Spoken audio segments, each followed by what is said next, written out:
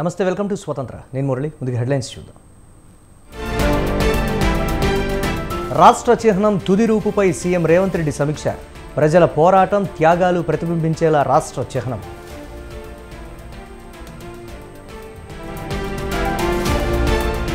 తెలంగాణ రాజకీయాల్లో phone tapping దుమారం. CBI విచారణ చేయాలని ప్రతిపక్షాల డిమాండ్.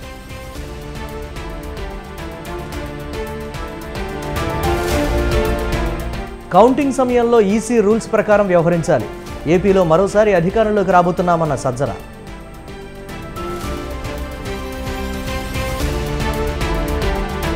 పోస్టల్ బ్యాలెట్ల విషయంలో అప్రమత్తంగా ఉండాలి. టీడీపీ ముఖ్య నేతలతో చంద్రబాబు టెలికాన్ఫరెన్స్.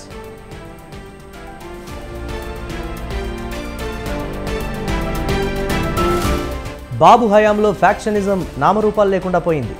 మాచర్లలో వైసీపీ మారణహోమం సృష్టించిందన్న బుద్ధా వెంకన్న.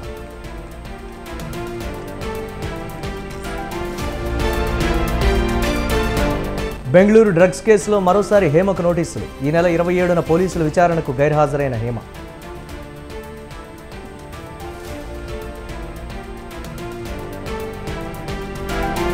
కాంగ్రెస్ పార్టీతో మేము శాశ్వత పొత్తు పెట్టుకోలేదు. బీజేపీని ఓడించడమే తమ లక్ష్యమన్న కేజ్రీవాల్.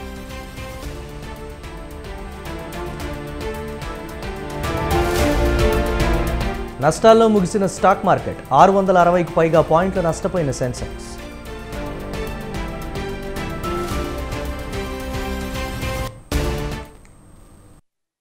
తెలంగాణ రాష్ట్ర చిహ్నం తుది రూపుపై సీఎం రేవంత్ రెడ్డి సమీక్ష నిర్వహించారు. ఈ సమావేశానికి కళాకారుడు రుద్ర రాజేశం, మంత్రి జూపల్లి, ప్రొఫెసర్ కోదండరాం, అద్దంకి దయాకర్, జేఏసీ నేత రఘు, సీఎం సలహాదారు వేం నరేందర్ రెడ్డి, ఎమ్మెల్యేలు తదితరులు హాజరయ్యారు.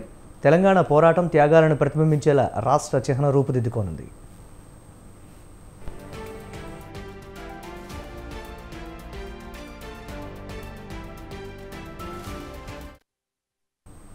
పదేళ్ల రాష్ట్ర ఆవిర్భావ ఉత్సవాలకు తెలంగాణ ప్రభుత్వం రెడీ అవుతోంది.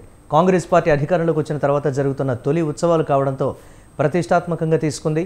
తెలంగాణ సంస్కృతి ఉట్టిపడేలా రాష్ట్ర చిహ్నం తెలంగాణ తల్లి విగ్రహం మార్చనున్నట్లు సీఎం రేవంత్ రెడ్డి ఇప్పటికే స్పష్టం చేశారు. అందేశ్రీ రాసిన జయ జయ హే తెలంగాణ పాటను తెలంగాణ గీతంగా ప్రకటించారు.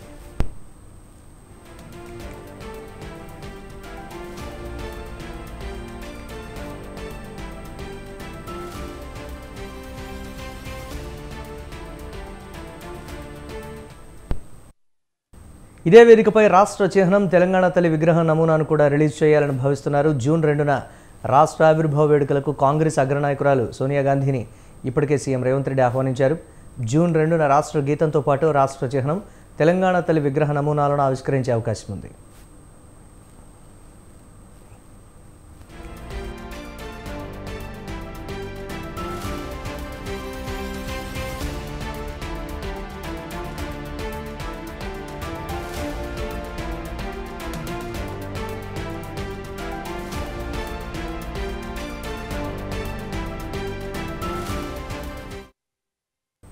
తెలంగాణ ఆనవాళ్లను కాంగ్రెస్ చెరిపివేసే ప్రయత్నం చేస్తోందని బీఆర్ఎస్ నేత కర్నె ప్రభాకర్ ఆరోపించారు. కాకతీయ కళాతోరణాన్ని ప్రభుత్వం తీసివేసే కుట్ర చేస్తోందన్నారు. కాకతీయులు నిర్మించిన గొలుసుకట్టు చెరువులను కూడా లేకుండా చేస్తారా అని ప్రశ్నించారు. కాకతీయుల కాలం నాటి దేవాలయాలను కూడా ధ్వంసం చేస్తారా అని అన్నారు. కాంగ్రెస్ ప్రభుత్వం విధ్వంసం దిశగా వెళుతోందని అన్నారు. ఇప్పటికే అధికారిక చిహ్నమైనటువంటి తెలంగాణ రాష్ట్ర చిహ్నంలో ఉన్నటువంటి వాటిని అన్నింటినీ కూడా తీసేస్తాం అని చెప్పేసి ప్రకటన రావడం అనేటువంటిది చాలా దురదృష్టకరం. రాష్ట్ర చిహ్నంలో ఉద్యమానికి సంబంధించిన ఆనవాళ్ళు కావచ్చు, ఉన్నటువంటివి వాళ్లకు రాచరికపు ఆనవాళ్ళు అనిపిస్తే నిజానికి ఆనాడు జరిగినటువంటి అభివృద్ధికి సంబంధించినటువంటి అన్నిటి మీద కూడా వాళ్ళు ఆనాటి జ్ఞాపకాలని ఆనాటి అభివృద్ధిని కూడా చెరిపేసేటువంటి ప్రయత్నం చేస్తున్నారా అనే అనుమానం కూడా కలుగుతుంది. ఇవాళ కాకతీయులకు సంబంధించినటువంటి కళా తోరణాన్ని తీసేస్తాం అని చెప్తున్నటువంటి ప్రభుత్వం మరి కాకతీయులు కట్టినటువంటి గొలుసు కట్టు చెరువులు కూడా తీసేస్తారా? వాటిని కూడా విధ్వంసం చేస్తారా? ఆనాడు నిర్మాణం చేసినటువంటి దేవాలయాలు అనేక దేవాలయాలు ఉన్నాయి, వాటిని కూడా ధ్వంసం చేస్తారా? గోల్కొండ నవాబుల కాలంలో కావచ్చు జరిగినటువంటి అభివృద్ధిలో భాగమైనటువంటి హైదరాబాద్ నగరానికి సంబంధించినటువంటి ఆనవాళ్ళను కూడా చెరిపేయాలనుకుంటుందా ఈ ప్రభుత్వం అనేటువంటి విషయాన్ని ఇవాళ ప్రజలకు సమాధానం. తెలంగాణ రాష్ట్రం వచ్చి 10 సంవత్సరాలైన సందర్భంగా బీఆర్ఎస్ పార్టీ ఆధ్వర్యంలో దశాబ్ది ముగింపు ఉత్సవాలు ప్రారంభమవుతాయని బీఆర్ఎస్ నేత కర్నె ప్రభాకర్ అన్నారు. జూన్ 1న గన్ పార్క్ అమరవీరుల స్తూపం వద్ద అమరవీరులకు కేసీఆర్ నివాళులు అర్పిస్తారన్నారు. గన్ పార్క్ అమరవీరుల స్తూపం నుండి సెక్రటేరియట్ ఎదురుగా ఉన్న అమరవీరుల స్తూపం వరకు ర్యాలీ నిర్వహిస్తామని చెప్పారు. ఉద్యమ సందర్భంలో కవాతు నిర్వహించిన విధంగా దశాబ్ది ముగింపు ఉత్సవ సందర్భంగా అదే స్థాయిలో కవాతు నిర్వహిస్తామని కర్నె ప్రభాకర్ తెలిపారు. సంవత్సరాలు పూర్తి చేసుకుంటున్నటువంటి సందర్భంలో తెలంగాణ రాష్ట్రం దశాబ్ది ముగింపు ఉత్సవాలు బీఆర్ఎస్ పార్టీ ఆధ్వర్యంలో 1వ తేదీ నాడు ప్రారంభమవుతా ఉన్నాయి. 1వ తేదీ నాడు సాయంకాలం 6 గంటలకి హైదరాబాద్లోని పబ్లిక్ గార్డెన్లో ర్యాలీ ప్రారంభమవుతుంది. 6:30కు తెలంగాణ అమరవీరుల స్తూపమైనటువంటి గన్ పార్క్ వద్దకు చేరుకొని అక్కడ మా పార్టీ అధ్యక్షులు కేసీఆర్ గారు అమరులకు నివాళులు అర్పించి అక్కడి నుండి ర్యాలీ తెలంగాణ అమరుల చిహ్నమైనటువంటి సెక్రటేరియట్ ముందు ఉన్నటువంటి తెలంగాణ అమరుల జ్ఞాపకార్థం నిర్మించబడ్డటువంటి అమరవీరుల స్తూపం వరకు చేరుకుంటుంది. ఉద్యమ సందర్భంగా ఏ విధంగానైతే కవాతు నిర్వహించినామో అదేవిధంగా దశాబ్ది ముగింపు ఉత్సవ సందర్భంగా అదే స్థాయిలో కవాతు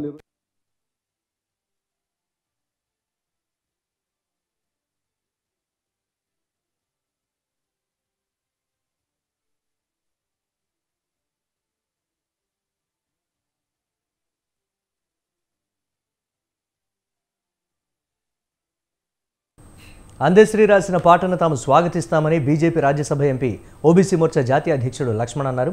అందశ్రీ రాసిన పాట ప్రజలందరికీ ప్రేరణ కలిగించిందని తెలిపారు. అందశ్రీ రాసిన పాటను తాము స్వాగతిస్తున్నట్లు స్పష్టం చేశారు.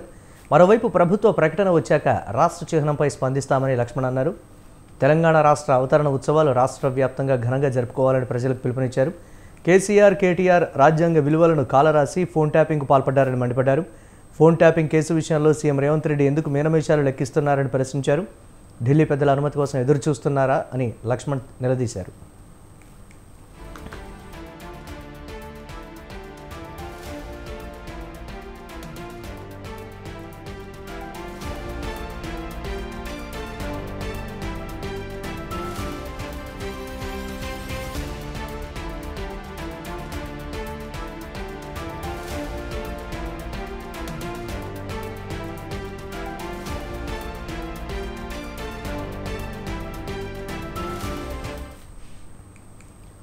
ఫోన్ ట్యాపింగ్పై కేంద్రం స్పందించాలని అన్నారు MLC Jeevan Reddy. Phone tapping అనేది కేంద్ర ప్రభుత్వం పరిధిలోకి వచ్చే అంశమని, కేసీఆర్ 100% ఈ కేసులో ఇరుక్కుంటారని తెలిపారు. అధికారం శాశ్వతమని కేసీఆర్ అనుకున్నారని, ఈ కేసులో కేసీఆర్ తప్పులు దారుణంగా ఉన్నాయన్నారు. మరోవైపు ఓటు బ్యాంకు రాజకీయాలతో సమాజాన్ని చీల్చే విధంగా, దేశంలో మత విద్వేషాలు రెచ్చగొట్టే విధంగా బీజేపీ చేస్తోందని విమర్శించారు. ఈ ఫోన్ ట్యాపింగ్ అనేది ఏదైతుందో ముఖ్యమంత్రి గారి పరిధిలో ఉన్నటువంటి ఒక జనరల్ అడ్మినిస్ట్రేషన్ డిపార్ట్మెంట్ పరిధిలో దొరుకుతుంది. లా అండ్ ఆర్డర్ అనేది ఏదైతుందో home is different from law and order. ఇది లా అండ్ ఆర్డర్ కింద ఏదైతుందో ముఖ్యమంత్రి గారి యొక్క ఆలోచన సూచనలకు అనుగుణంగా ఫోన్ ట్యాపింగ్ జరుగుతుంది. ఇలా కేంద్ర ప్రభుత్వం ఏదైతుందో on their own they can seize of the matter and refer to CBI. ఇది సైబర్ క్రైమ్ కింద భావించి టెలిఫోన్ ట్యాపింగ్ అనేది ఏదైతుందో ఇది కేంద్ర ప్రభుత్వ ప్రజలకు వచ్చే అవసరం ఉంటుంది. Straight away they can seize of the matter and they can take up the investigation through CBI. Telangana ప్రభుత్వంపై BRS party working president KTR మరోసారి మండిపడ్డారు. ఎక్స్ వేదికగా రాష్ట్రంలో రైతులు ఎదుర్కొంటున్న సమస్యలపై ట్వీట్ చేశారు. రాష్ట్రంలో ప్రభుత్వం ఉన్నట్టా లేనట్టా అని ప్రశ్నించారు. విత్తనాల కోసం రైతులకు ఏంటి వెతలని నిలదీశారు. పర్యవేక్షించాల్సిన వ్యవసాయ మంత్రి ఎక్కడా, ముందు చూపులేని ముఖ్యమంత్రి జాడేది అని ప్రభుత్వంపై నిప్పులు చెరిగారు.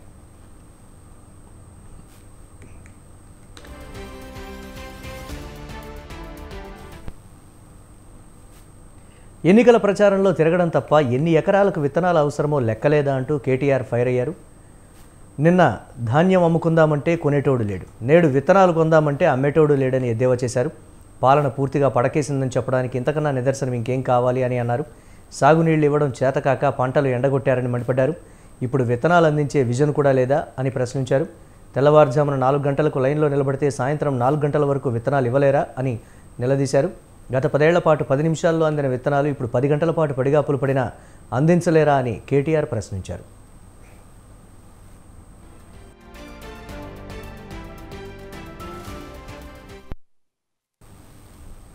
కాంగ్రెస్ ప్రభుత్వం లీకుల ప్రభుత్వంగా మారిందని మాజీ మంత్రి సింగిరెడ్డి నిరంజన్ రెడ్డి ఆరోపించారు.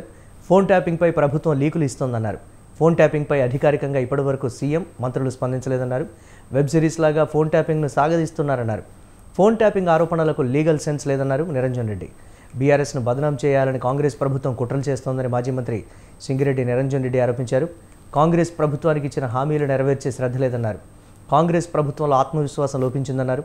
6 నెలల్లో కాంగ్రెస్ ప్రభుత్వం అన్ని రంగాల్లో ఫెయిల్ అయిందని అన్నారు.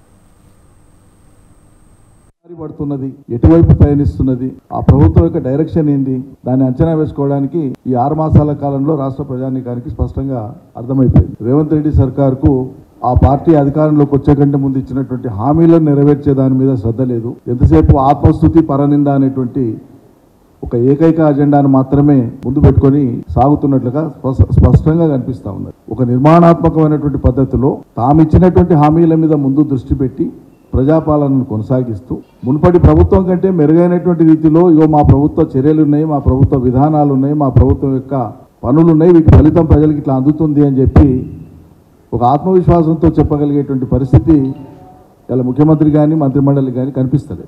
చివరికి ఎన్నికల సందర్భంగా రాహుల్ గాంధీ వస్తే ఆయనతో కూడా చెప్పించినారు మహాలక్ష్మి పథకం కింద 2500 ముడుతున్నాయని. అంటే ఇంత బ్లఫ్ చేయడం, చేయని దాన్ని, అమలు చేయని దాన్ని, ప్రారంభించిన దాన్ని కూడా ప్రారంభం అయిపోయినాయి, అమల్లో ఉన్నాయి, అన్ని నెరవేర్చినాం, ఏదో 1-2 మిగిలిన అన్నీ అయిపోయినాయి అన్నట్లుగా టేక్ ఇట్ ఫర్ గ్రాంటెడ్గా తీసుకొని మాట్లాడడం అనేది అలవాటు అయిపోయింది. వాళ్ళు పండించిన పంట కొంటామని చెప్పి కొనకపోగా నానా ఇక్కట్లు రైతులు పడ్డారు, ధాన్యం దడిచిపోయింది, చాలా రకాల ఇబ్బందులు పడ్డారు. బోనస్ ఇస్తామని ఎగ్గొట్టిండ్రు, బోనస్ మీద తలాతోకలేని మాటలు, ముందుతోన సన్నవడ్లకే ఇస్తామని, తర్వాత మిగతాయి కూడా పరిశీలిస్తున్నామని, విధి విధానాలు రూపొందిస్తున్నామని. 2 సీజన్లు అయిపోయాయి, వానకాలం యాసంగి సీజన్లు అయిపోయాయి. మీ బోనస్ అనేటువంటిది ఇంకా ఆ బోనస్ను కూడా నమ్ముతాడా? మీ బోనస్ అనేది ఒక బోగస్. కాంగ్రెస్ ఇచ్చినటువంటి రైతులకు బోనస్ అనేటువంటి ఆ మాట అయితే ఉందో అదొక బ్లఫ్, అదొక బోగస్ మాట. మీరు ఇంకో అదనపు బోనస్ ఏమి ఇచ్చిందంటే రైతుల మీద లాఠీచార్జ్ చేస్తున్నారు. సర్కారు వచ్చిన 6 నెలలకే రైతుల యొక్క డిమాండ్ల మీద రైతులు సంఘటితమై ఎక్కడన్నా కూర్చొని ఏదైనా ప్రభుత్వాన్ని అడుగుతున్నారంటే వాళ్ళ మీదకి పురమాయిస్తున్నారు పోలీసులు. మరి గతంలో ఎందుకో జరగలేదు, 9.5 ఏళ్ల కాలంలో ఎందుకో రైతులు లైన్లలో నిలబడలే, గతంలో ఎందుకో ఎరువుల కొరత రాలే, గతంలో ఎందుకో నీళ్లు లేక పంటలు ఎండిపోయినాయనే వార్తలు రాలేదు, గతంలో విత్తనాలు లేక రైతులు ఆందోళన చేయలేదు ఎందుకో. మరి కేసీఆర్ దిగిపోగానే ఇవన్నీ స్టార్ట్ అయితే ఇవన్నీ మీ గొప్పతనాలా? మరి మీ పనితీరుకు, మీ గొప్పతనాలకు తార్కాణమా ఇదంతా? ఎట్లా అర్థం చేసుకోవాలి ప్రజలు? కాబట్టి ప్రజానికాన్ని అర్థం చేసుకోమని విజ్ఞప్తి చేస్తున్నాం. కొంతకాలం కాళేశ్వరం, కొంతకాలం మరోటి, మధ్యలో సర్కస్ లో జోకర్ లాగా బుద్ధి పుట్టినప్పుడల్లా ఈ ఫోన్ ట్యాపింగ్ అనేటువంటి దాన్ని తెర మీద తీసుకురావాలి. దీని మీద అధికారికంగా ఈ రోజు వరకు ఏ మంత్రి కానీ ముఖ్యమంత్రి కానీ అధికారికంగా దీని మీద ఈ రోజు వరకు ఒక ప్రకటన చేయలేదు. కానీ వాళ్ళు మాట్లాడకుండా లీకులు ఇచ్చి ఆ లీక్లను ప్రచారంలో పెట్టి లీక్ల ద్వారానే ఫలానొల్ల పాత్ర ఉందని చెప్పేయడం, అది ఎక్కడ దాకా పోయిందంటే నిజంగానే మెటీరియల్ ఉంటే దాని ప్రకారంగా చట్టపరంగా ఎవరేం చేయాలో చేసుకోవచ్చు. దానికి క్రైమ్ సిరీస్ లాగా లేకుంటే వెబ్ సిరీస్ లాగా దినామింత సీరియల్ ఇచ్చినట్లు లీకులు ఇచ్చి దీని మీద ఏదో పెద్ద సాధించిన ప్రజల అటెన్షన్ డైవర్ట్ చేయడం తప్ప ఇది ఇంకోటి కాదు. ప్రతి సందర్భంలో వాళ్ళ వైఫల్యాలు తెర మీదకి వస్తున్నప్పుడల్లా ఒక లీక్ ద్వారా దాని చుట్టే కథనాలల్లి దాని మీదనే చర్చ జరిగేటట్లు చేసి ప్రజల దృష్టి మరల్చేటువంటి ఒక గొప్ప ప్రయత్నం వాళ్ళు చేస్తున్నటువంటిది. ఓటమికి కారణాలు వెతుకుతున్న వైసీపీ నేతలు ఈసీ, పోలీసుల తీరుపై విమర్శలు చేస్తున్నారని తెలుగుదేశం అధినేత చంద్రబాబు దుయ్యబట్టారు. విదేశీ పర్యటన ముగించుకుని హైదరాబాద్ చేరుకున్నాక పార్టీ ముఖ్య నేతలతో ఆయన టెలికాన్ఫరెన్స్ నిర్వహించారు. పార్టీ చీఫ్ ఎలక్షన్ ఏజెంట్లతో చంద్రబాబు సమావేశం కావాలని నిర్ణయించారు.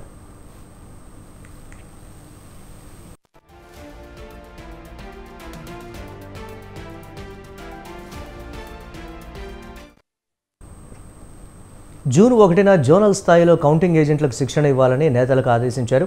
ఈ 2 కార్యక్రమాలకు ఏర్పాట్లు చేయాలని నేతలకు సూచించారు. కౌంటింగ్ రోజు బందోబస్తుపై ఈసీ, డీజీపీకి లేఖ రాయాలని నిర్ణయించారు. 175 నియోజకవర్గాలకు 120 మంది పరిశీలకులను నియమించడం పట్ల టీడీపీ అభ్యంతరం వ్యక్తం చేసింది. పోస్టల్ బ్యాలెట్ల విషయంలో కూడా అప్రమత్తంగా ఉండాలని చంద్రబాబు నేతలకు స్పష్టం చేశారు.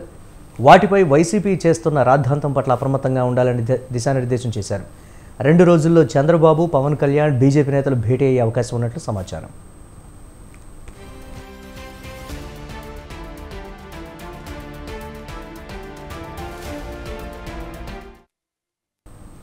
ఏపీలో పోస్టల్ బ్యాలెట్ వివాదం మరింత ముదురుతోంది. పోస్టల్ బ్యాలెట్ ఓట్ల లెక్కింపుపై ఎన్నికల ప్రధానాధికారి ముఖేష్ కుమార్ మీనా ఇచ్చిన ప్రత్యేక గైడ్లైన్స్పై వైసీపీ అభ్యంతరం తెలిపింది.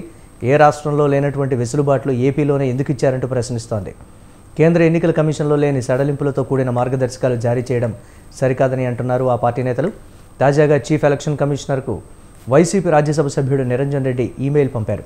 పోస్టల్ బ్యాలెట్ లెక్కింపు విషయంలో సీఈఓ కొత్తగా గైడ్లైన్స్ ఇవ్వడంపై అభ్యంతరం వ్యక్తం చేశారు. కేంద్ర ఎన్నికల సంఘం ఇచ్చిన గైడ్లైన్స్కు విరుద్ధంగా ఈ నెల 25న గైడ్లైన్స్ ఇచ్చారని వెల్లడించారు. ఎన్నికల ప్రక్రియలోని పవిత్రతను కాపాడేందుకు ఈ అంశంపై దృష్టి సారించాలంటూ చీఫ్ ఎలక్షన్ ఆఫీసర్కు మెయిల్ పంపారు.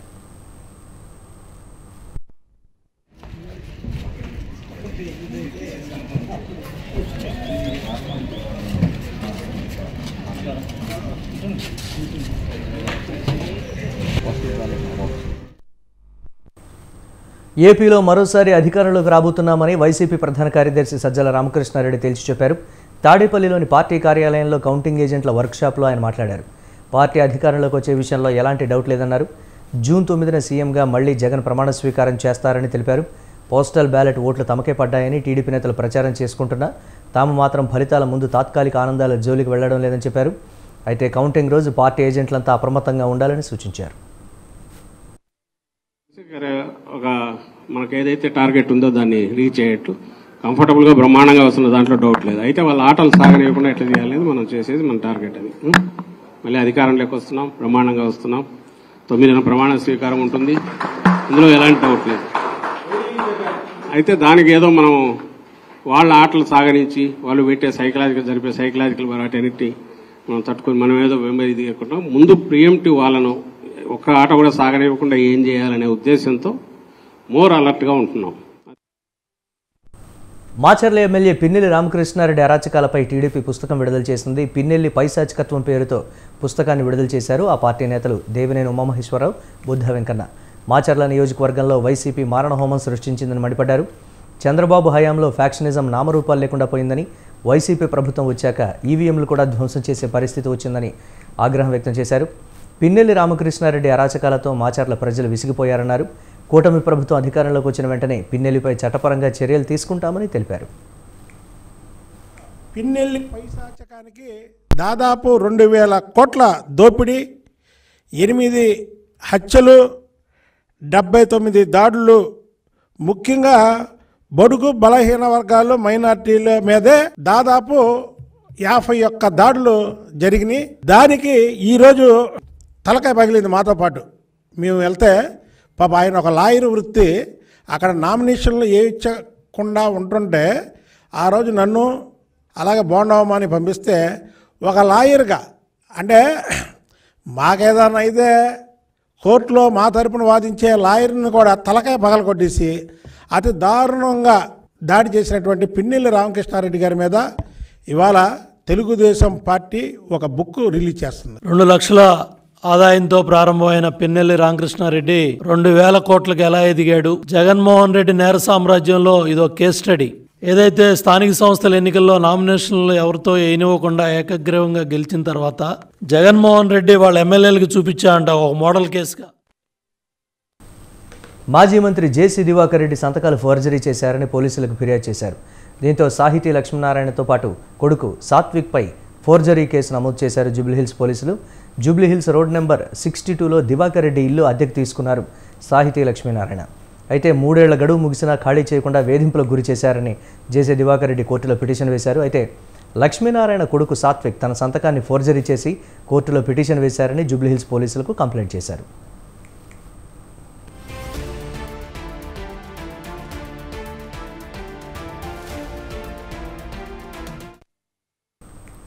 తనకు వివిధ ఫోన్ నెంబర్ల నుంచి బెదిరింపు కాల్స్ వచ్చాయని, తనను చంపుతామంటూ బెదిరిస్తున్నారని గోషామహల్ ఎమ్మెల్యే రాజాసింగ్ ఆరోపించారు. తనకు ఇలాంటి బెదిరింపులు రావడం ఇదే మొదటిసారి కాదన్నారు. ఈ బెదిరింపులపై గతంలోనూ తాను కంప్లైంట్ చేశానని, కానీ పోలీసులు చర్యలు తీసుకోలేదని ఆవేదన వ్యక్తం చేశారు. అయినప్పటికీ తనకు వచ్చిన బెదిరింపులపై పోలీసులకు తెలియజేయడం బాధ్యతగా భావిస్తున్నానని అన్నారు. మార్నింగ్ 9:19 AM నుంచి నాకు కంటిన్యూగా థ్రెట్స్ కాల్స్ వస్తున్నాయి. అదేవిధంగా దీంట్లో కొన్ని కాంటాక్ట్ నంబర్, ప్రైవేట్ నంబర్ కూడా వస్తున్నాయి. ధర్మం పట్ల నువ్వు అసలు పని చేయకూడదు, నువ్వు బంద్ చేసుకో, కన్వర్ట్ అయిపో నువ్వు, లేకపోతే నీకు నీ ఫ్యామిలీకి చంపేస్తాం. ఆ విధంగా ప్రతి ఫోన్ నుంచి అదే థ్రెట్స్ కాల్స్, బెదిరింపు కాల్స్, అదే మాటలు మాట్లాడుతున్నారు. నేనేం చేసిన అంటే నీ ఎన్ని నంబర్ ఉన్నాయిరా అని నా అడిగిండు. నేను చెప్పినా నాకు ఇంకొక నంబర్ కూడా ఉందిరా భయ్ అని చెప్పిన. గూగుల్లో సెర్చ్ చేసి తెలంగాణ ముఖ్యమంత్రి గారు రేవంత్ రెడ్డి గారు నంబర్ ఈయనకి ఇచ్చేసిన. నంబర్ ఎందుకు ఇచ్చిన అంటే అప్పుడు మన ఎక్స్ ముఖ్యమంత్రి గారు కేసీఆర్ గారు ఉండే, అప్పుడు కూడా చాలా వరకు కంప్లైంట్స్ నేను ఇచ్చిన. ఒక్క వ్యక్తికి అరెస్ట్ చేయలేదు, ఎంక్వైరీ కూడా చేయలేదు. అసలు ఒక ఎమ్మెల్యేకి థ్రెట్స్ కాల్స్ ఎక్కడి నుంచి వస్తున్నాయి? ఒక ఎమ్మెల్యేకి థ్రెట్స్ కాల్ వస్తే ఏం పట్టించుకుంటలే కదా పోలీసు వాళ్ళు. ఒక ముఖ్యమంత్రికి థ్రెట్ కాల్ వస్తే ఏదైనా పట్టించుకుంటారు, ఎంక్వైరీ చేస్తారని ఆ ఉద్దేశంతోనే మా ముఖ్యమంత్రి గారు కూడా నంబరు ఈయన. జూన్ 11 లోపు రిజర్వేషన్లపై ప్రభుత్వం నిర్ణయం తీసుకోవాలని ఎంఆర్పీఎస్ అధ్యక్షుడు మందకృష్ణ మాదిగ డిమాండ్ చేశారు.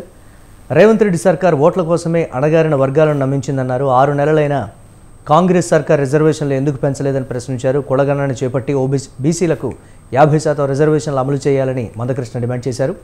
ఎస్సీ ఎస్టీ బీసీ జనాభా 80% దాటిందన్నారు. కులగణన పేరుతో కామారెడ్డిలో డిక్లరేషన్ చేశారని గుర్తు చేశారు. ప్రభుత్వ ఆర్డర్ ద్వారా రిజర్వేషన్ అమలు చేయడానికి అవకాశం ఉందని చెప్పారు. జూన్ 11వ తేదీలోపు లెక్క తేల్చకపోతే యుద్ధం ప్రారంభిస్తామని మందకృష్ణ హెచ్చరించారు.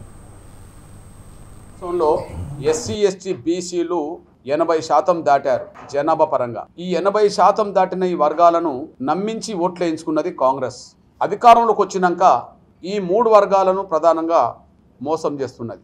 ఈ ఎస్సీ ఎస్టీ బీసీలను మోసం చేస్తున్న రేవంత్ రెడ్డి గారి సర్కారుకు వ్యతిరేకంగా ఎస్సీ ఎస్టీ బీసీలను ఏకం చేస్తాం, బలమైన ఉద్యమాన్ని నిర్మిస్తాం. ప్రధానంగా ఏ విషయంలో నమ్మించింది, ఏ విధంగా నమ్మించింది, ఏ విధంగా రేవంత్ రెడ్డి గారి సర్కారు మోసం చేస్తుందో రిజర్వేషన్ల పెంపుదలే సాక్ష్యం. ఎస్సీ ఎస్టీలను నమ్మించడానికి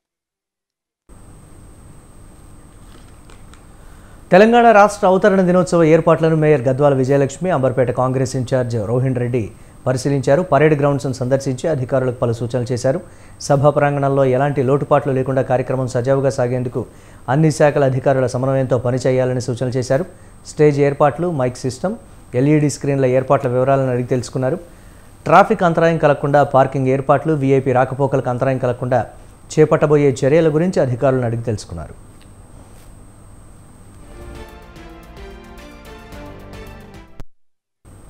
తెలంగాణ సీఎం రేవంత్ రెడ్డిపై సీనియర్ జర్నలిస్ట్ పాశం యాదగిరి విరుచుకుపడ్డారు. రేవంత్ 6 నెలల పాలనలో తెలంగాణ ఉద్యమకారులకు అవమానాలు ఎదురవుతున్నాయని మండిపడ్డారు. జూన్ 2న తెలంగాణ ఆవిర్భావ దినోత్సవం జరిపే నైతిక హక్కు కాంగ్రెస్ ప్రభుత్వానికి లేదన్నారు.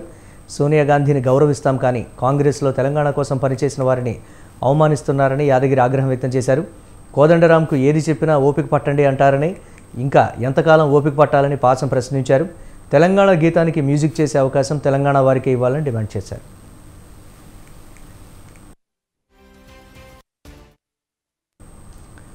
ఫోన్ ట్యాపింగ్లో ప్రణీత్రావు వాంగ్మూలంలో సంచలన విషయాలు వెలుగులోకి వచ్చాయి. 1200 మంది ఫోన్లను ట్యాప్ చేసినట్లు ప్రణీత్రావు తెలిపారు.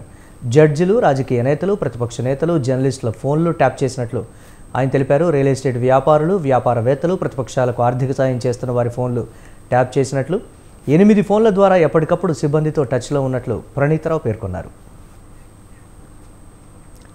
అధికారికంగా 3 ఫోన్లు కేటాయించగా అనధికారికంగా 5 ఫోన్లతో ఎప్పటికప్పుడు మానిటరింగ్ చేసినట్లు, ప్రతిపక్షాలకు ఆర్థిక సహాయం చేస్తున్న వాళ్ల డబ్బులు ఎప్పటికప్పుడు పట్టుకున్నామన్నారు.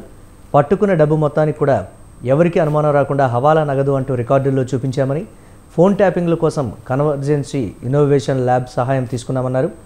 ఈ ల్యాబ్కు సంబంధించిన శ్రీనివాస్, అనంతల సహాయంతో ట్యాపింగ్ను విస్తృతం చేశామని, ప్రభాకర్రావు సహాయంతో 17 సిస్టంల ద్వారా ట్యాపింగ్కు పాల్పడ్డామని ప్రణీత్రావు తెలిపారు.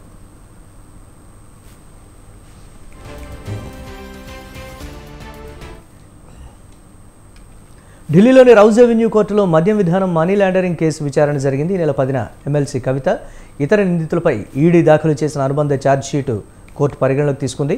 కవిత, చరణ్ప్రీత్, దామోదర్ శర్మ, ప్రిన్స్ కుమార్, అరవింద్ సింగ్ను నిందితులుగా ఈడీ పేర్కొంది. ప్రస్తుతం కవిత, చరణ్ప్రీత్ జ్యుడిషియల్ కస్టడీలో ఉన్నారు. కవిత, చరణ్ప్రీత్కు ప్రొడక్షన్ వారెంట్లు జారీ చేసిన కోర్టు తదుపరి విచారణను జూన్ 3కు వాయిదా వేసింది.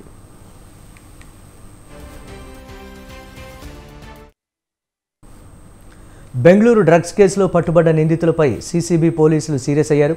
రక్త పరీక్షల్లో డ్రగ్స్ పాజిటివ్ వచ్చిన వారికి మరోసారి నోటీసులు జారీ చేశారు. నటి హేమతో పాటు 8 మందికి రెండో నోటీసు ఇచ్చారు.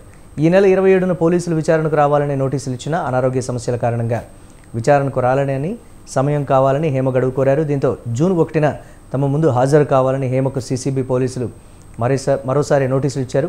కాకాణి స్టిక్కర్ ఉన్న కారు యజమానికి కూడా నోటీసులు ఇచ్చారు. కాంగ్రెస్తో పొత్తుపై ఢిల్లీ ముఖ్యమంత్రి అరవింద్ కేజ్రీవాల్ ఆసక్తికర వ్యాఖ్యలు చేశారు. తాము హస్తం పార్టీతో శాశ్వత పొత్తేమీ పెట్టుకోలేదని అన్నారు. దేశాన్ని రక్షించడం కోసమే ఆ పార్టీతో జతకట్టామన్నారు. బీజేపీని ఓడించడమే తమ లక్ష్యమని తెలిపారు. ఢిల్లీలో 7 లోక్సభ స్థానాల్లోనే కాంగ్రెస్తో పొత్తు ఉందన్నారు. పంజాబ్లో ఆప్ కాంగ్రెస్ మధ్య పోటీ ఉందన్నారు. తాను మళ్లీ జైలుకు వెళ్లడం సమస్య కాదన్న కేజ్రీవాల్ ఎన్ని రోజులు జైల్లో పెట్టినా పోరాటం ఆపనన్నారు.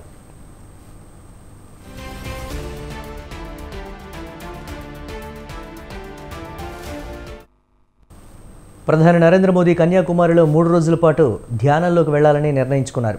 లోక్సభ ఎన్నికల చివరి దశ ప్రచారం ముగింపు వేళ ఈ నెల 30న ప్రధాని తమిళనాడుకు వస్తారు. ఢిల్లీ నుంచి తిరువనంతపురం చేరుకొని అక్కడి నుంచి హెలికాప్టర్ ద్వారా కన్యాకుమారికి చేరుకుంటారు. కన్యాకుమారి వద్ద సముద్రంలో ఉన్న వివేకానంద శిలా స్మారకం వద్ద 3 రోజుల పాటు ధ్యానం చేయనున్నారు. కన్యాకుమారి నుంచి శిలా స్మారకానికి పడవలో చేరుకొని 30న సాయంత్రం నుంచి జూన్ 1 సాయంత్రం వరకు ధ్యానం కొనసాగుతుంది. 2019లో కూడా ఎన్నికల ప్రచారం ముగియగానే కేదార్నాథ్ గుహకు చేరుకొని ధ్యానం చేశారు.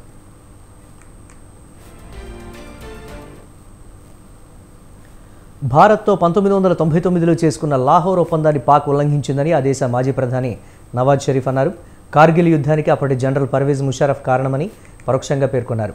పాక్ తొలి అణుప్రయోగం జరిగి 25 ఏళ్లు పూర్తయిన సందర్భంగా ఆయన పార్టీ నేతలతో సమావేశం నిర్వహించారు. ఈ సందర్భంగా నవాజ్ షరీఫ్ 1999 నాటి లాహోర్ డిక్లరేషన్ గురించి ప్రస్తావించారు. ఈ వ్యాఖ్యలను పాక్ ప్రభుత్వ ఛానల్ ప్రసారం చేసింది. 1998 మే 28న పాకిస్తాన్ 5 అణు పరీక్షలను నిర్వహించిందన్నారు. ఆ తర్వాత వాజ్పేయి ఇక్కడికి వచ్చి తమతో ఒప్పందం కుదుర్చుకున్నారని చెప్పారు. కానీ ఆ ఒప్పందాన్ని ఉల్లంఘించామని, అది తమ తప్పేనని నవాజ్ షరీఫ్ వ్యాఖ్యానించారు.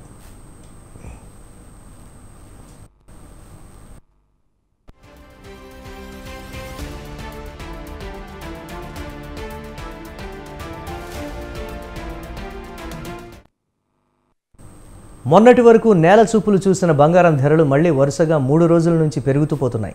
హైదరాబాద్లో ఈరోజు 10 గ్రాముల 22 క్యారెట్ల బంగారం ధర 66,860గా నమోదైంది. 24 క్యారెట్ల బంగారం ధర 72,940 వద్ద కొనసాగుతోంది. ఇక వెండి కిలో ధర ₹1,00,000 దాటింది.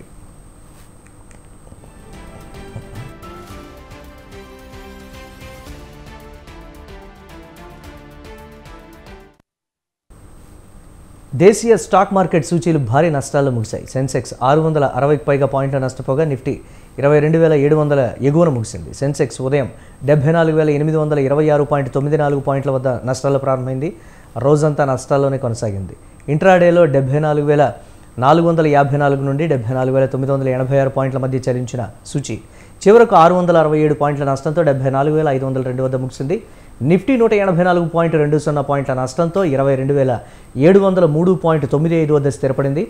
సెన్సెక్స్ 30 సూచీలో Tech Mahindra, Bajaj Finserv, ICICI Bank, HDFC Bank, UltraTech Cement షేర్లు నష్టపోయాయి.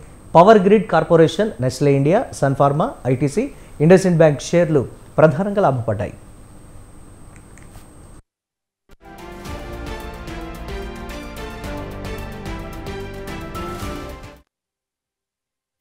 ఇవి ఇప్పటివరకు అప్డేట్స్. కీప్ వాచింగ్ స్వతంత్ర.